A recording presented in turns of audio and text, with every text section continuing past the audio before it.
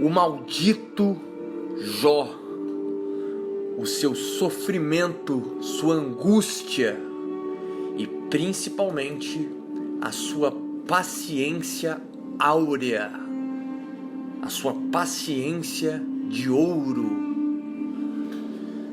Para quem conhece, para quem não conhece, o livro de Jó é uma das narrativas mais angustiantes de toda a Bíblia. Algo talvez nunca antes visto em nenhuma literatura. Tamanha perdição, tamanha angústia, tamanho sofrimento, tamanho tudo.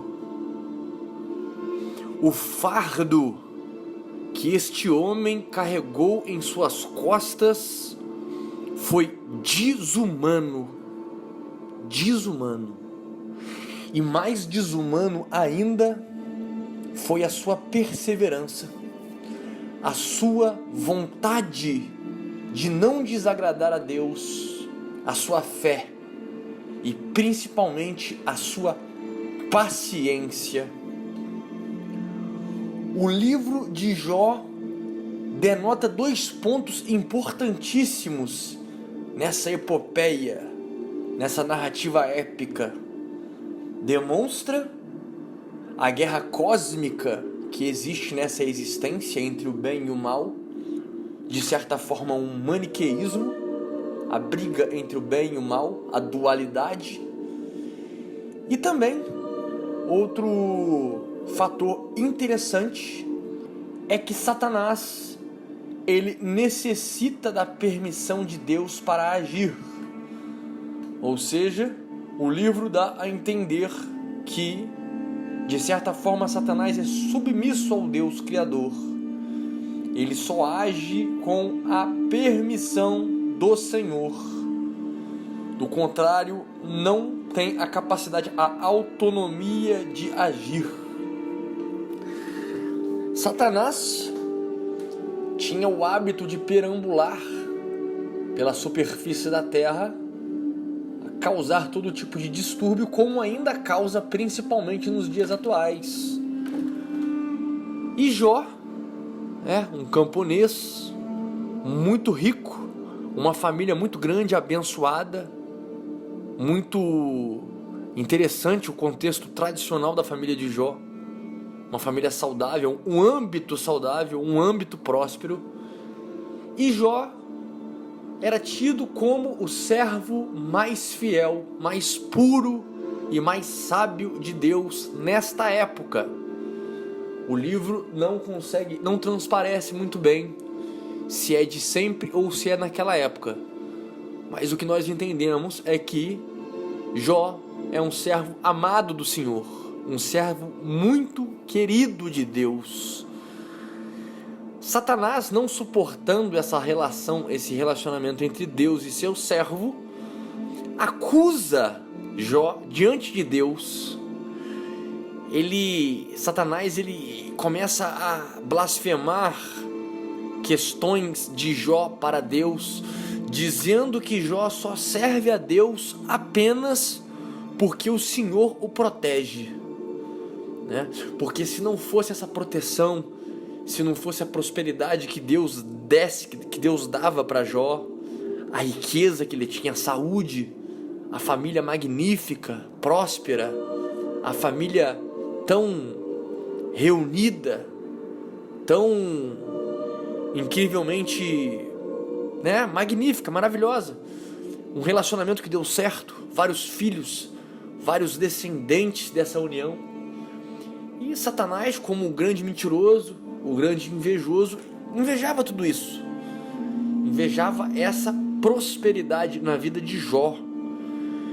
E como ele disse, Satanás disse a Deus que Jó só era um servo obediente, um servo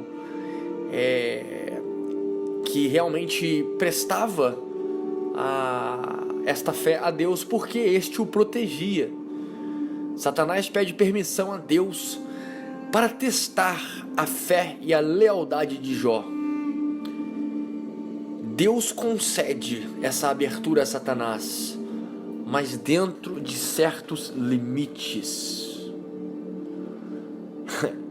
Esses limites, né, a gente imagina que não, Deus vai limitar a ação de Satanás, né, de uma forma lúcida, vai fazer com que ele, né, tire algumas coisas.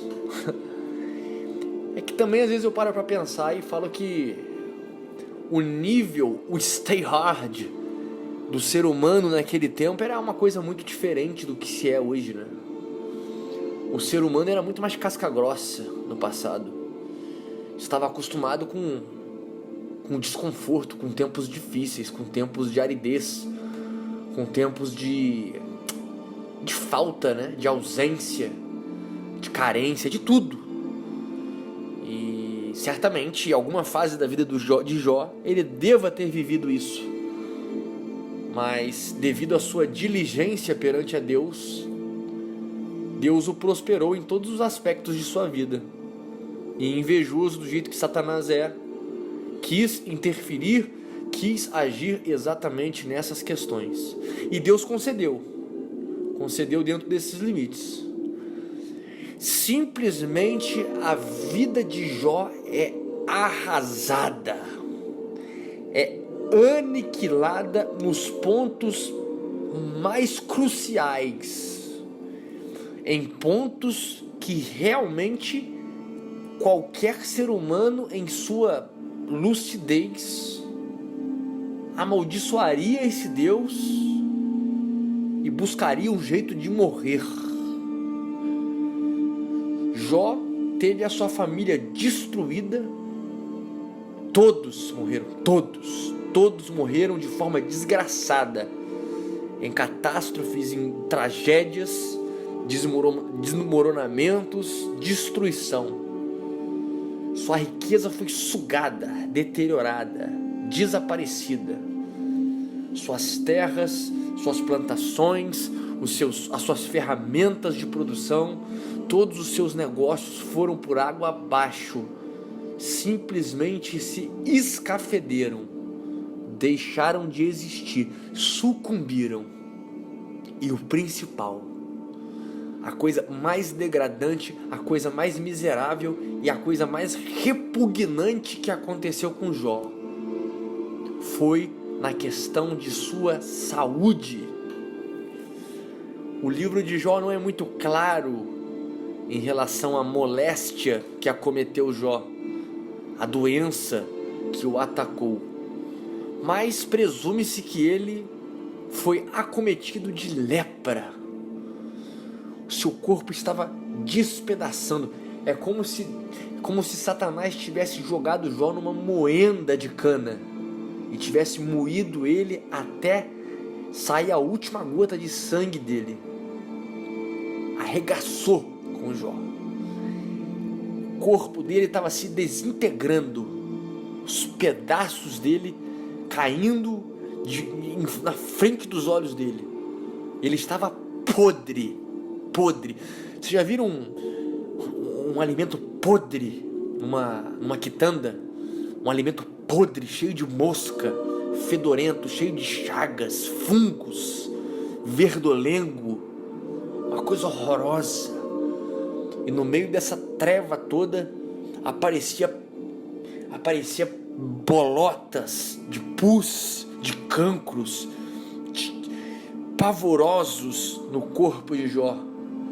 E esse se coçava como um cão sarnento, coçava tanto que as suas unhas, a sua mão não era suficiente para aliviá-lo, para trazer paz. Ele não conseguia pregar os olhos, ele não conseguia descansar. Quando ele começava a pegar no sono, ele era despertado com uma coceira e uma dor infernal, de chegar ao ponto de uma paranoia tão grande de quebrar cacos de vidro para cutucar a sua própria pele, para arregaçar a sua pele, fazer brechas, colocar as vísceras para fora, mediante esses gargalos de garrafa, esses pedaços de vidro, onde ele cutucava essas feridas purulentas. uma condição inimaginável. Jó, ele ultrapassou o fundo do poço. Dentro desse livro, após esses acontecidos, relata um diálogo, muito semelhante também aos diálogos platônicos, aos livros relatados, nos pré-socráticos, nos pós-socráticos, aquele diálogo entre amigos, entre conterrâneos, entre pessoas próximas. Vai ao encontro de Jó 4 amigos.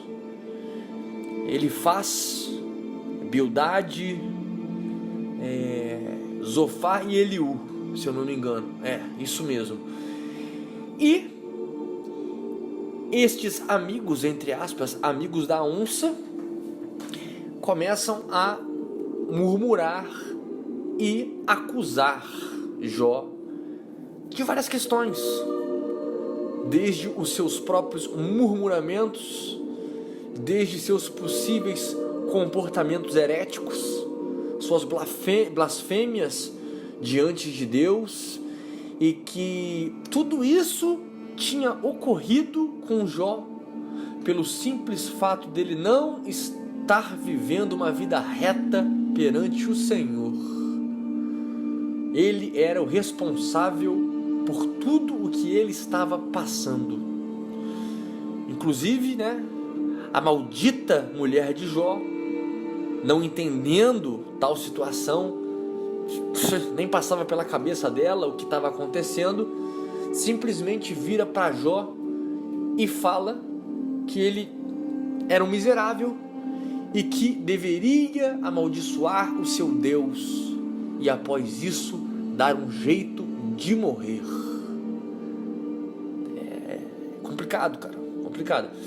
Não é qualquer pessoa que consegue enfrentar, encarar, ultrapassar uma tribulação, principalmente uma tribulação agoniante como esta que viveu Jó. É muito interessante esse relato desses, entre aspas, amigos, esse discurso entre Jó e esses 4 amigos, pois há uma série de conceitos teológicos, de questões existenciais que hoje em dia não são tão abordadas, e é um momento muito elucidativo, muito enriquecedor. É um livro extremamente interessante para se conhecer, principalmente por aqueles que sofrem, entender a mentalidade de alguém que entende o ato de ter paciência e principalmente a fé. É evidente que nós conseguimos observar uma certa murmuração de Jó, uma murmuração em relação a Deus, mas não questionando a atitude de Deus em si, mas era uma murmuração mais voltada à incompreensão.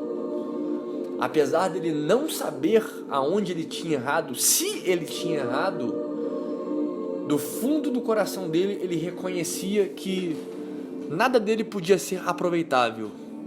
Todas as obras dele, todas as obras dos seres humanos são trapos de imundícia para Deus. E, apesar da murmuração em relação à incompreensão, ele permaneceu na sua fé o tempo todo, permaneceu até certo ponto consciente e bradando no peito, batendo no peito que não compreendia. A murmuração dele estava de fato relacionada à incompreensão dos porquês dele estar encarando algo tão absurdo, tão surreal, tão louco. A história passa,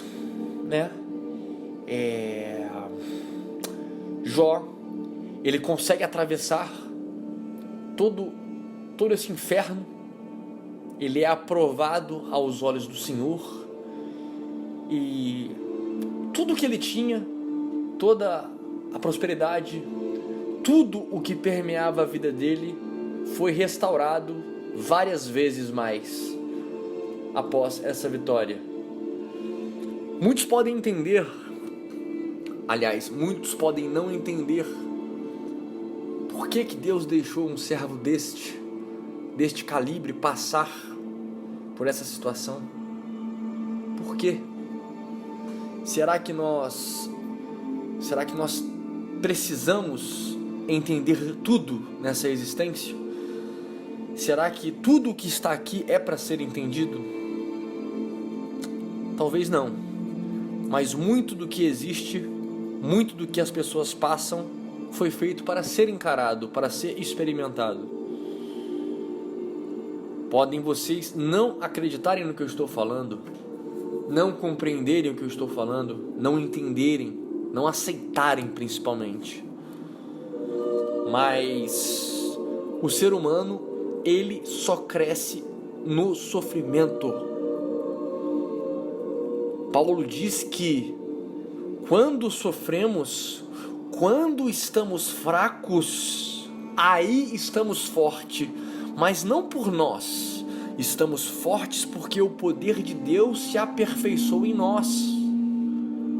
É uma questão de dependência. É o que eu entendo que aconteceu com Jó.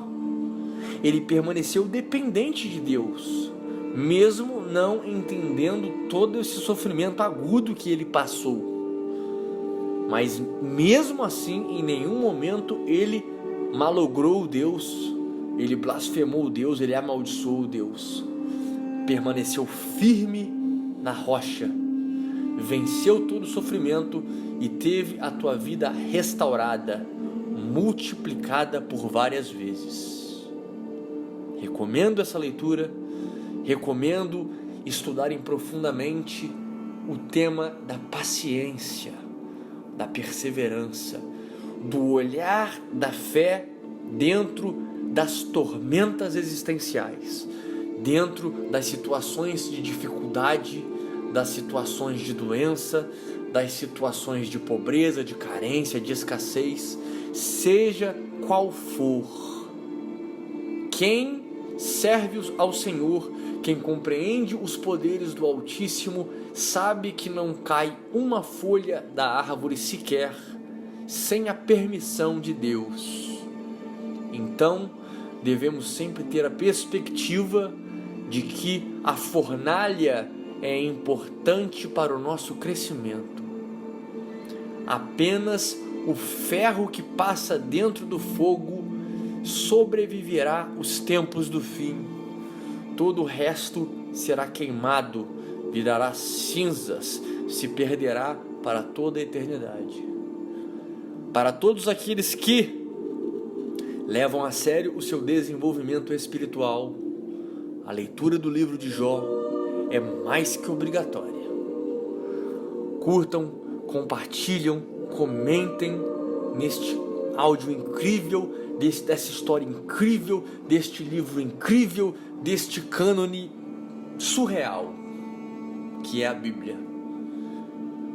Muito, muito, muito incrível. Esse livro é obrigatório que vocês leiam. Deixe seus comentários. Para aqueles que leram, deixe aqui os seus insights, os seus pormenores. Vamos compartilhar, vamos trocar ideia, porque é um assunto muito importante. Para mais Red Pills, sigam aqui minhas redes sociais na descrição desse áudio. Meu Instagram, atualizo diariamente com várias Red Pills complementares aqui do canal do YouTube. Também tem o meu blog, escrevo assuntos interessantes para quem gosta de complementar com a leitura, né? E para quem quer um desenvolvimento pessoal e espiritual graúdo, quer ampliar a consciência existencial, quer enxergar essa vida com outros olhos, deixo aqui também na descrição os meus 2 livros em PDF, a preço de banana. Liberte-se, aforismos para uma vida épica, e minimalismo, um convite à plenitude. Mas é isso, amigos, amigas. Stay hard.